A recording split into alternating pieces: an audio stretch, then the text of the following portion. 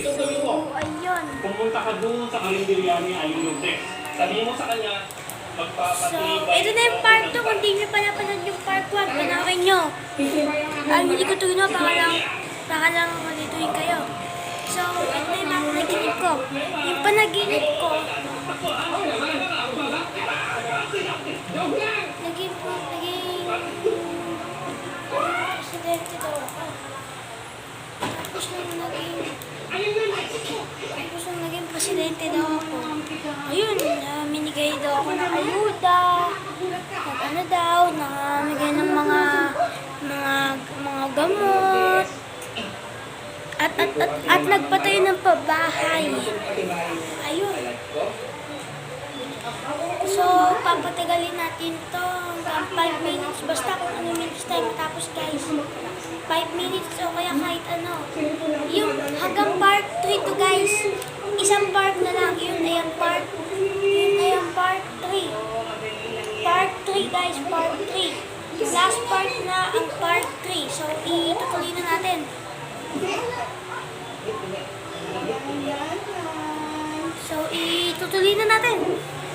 Yung panaginip ko, teka, isipin ko muna,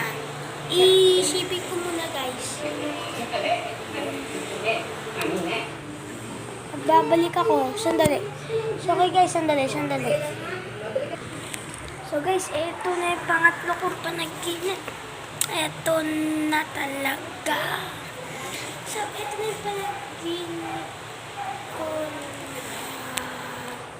na nakakatuwa, grabe. Kasi ang panaginip na yun, pumunta kami sa isang malayong lugar. Nalaglag, ay nakatakot guys, hindi, nakakalungkot. Kasi guys, yung panaginip na yun, nakakainis siya guys. Kasi nahigop yung kaibigan namin, siguro mga elementary na siguro kami nito. Elementary. Ay high school po siguro kami nito guys, high school. So high school daw kami. So ngayong high school na kami, iba na yung yung curves namin. Ay yung basta. Tapos nag-summification daw kami, summification. Nangyari naman ngayon, ayun, nagkaroon ng panibagong site. Nag-swimming kami. So, baka may humigop daw sa kanya, pailalim, mami, nag-humigop daw sa kanya, pailalim. So, pailalim, nagulat na lang kami kasi hinigop siya pailalim ng di oras. So, bago tayo magbalik sa ating topic, so bago tayo magpatuloy, ito yung channel ko guys. Ito yung channel ko, Sir Herbie guys. Yan, panoorin nyo yung part 1. Kung gusto nyo, panoorin natin ngayon.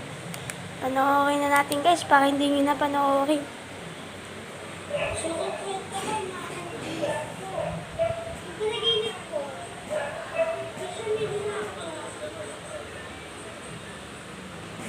guys, panoorin nyo na lang guys, Sir Herbie guys. Ito yung channel guys, Sir Herbie, description.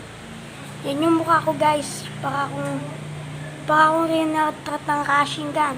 Mag-subscribe ka na guys, at mag-like sa video ko.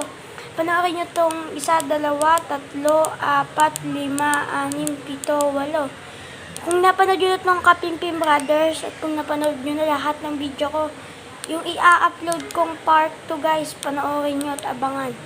So, balik na tayo sa ating topic.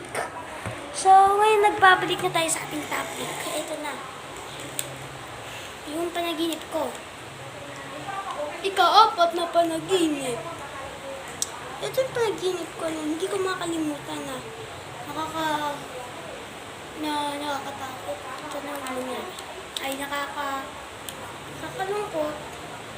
Nakakalungkot na naman Sana may mangyari. Ang kaibigan kasi namin daw namatay sa heat stroke kasi nagpaaraw daw siya ng tanghali. Pagdating ng hapon, ayun, kita na hindi na siya daw gumagalaw.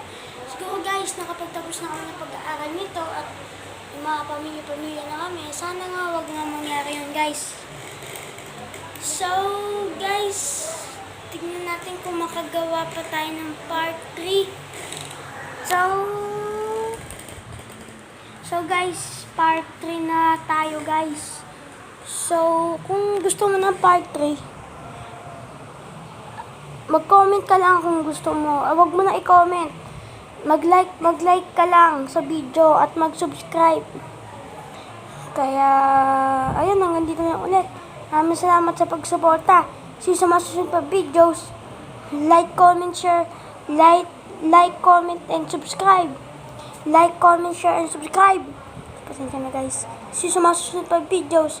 Bye. Bye-bye.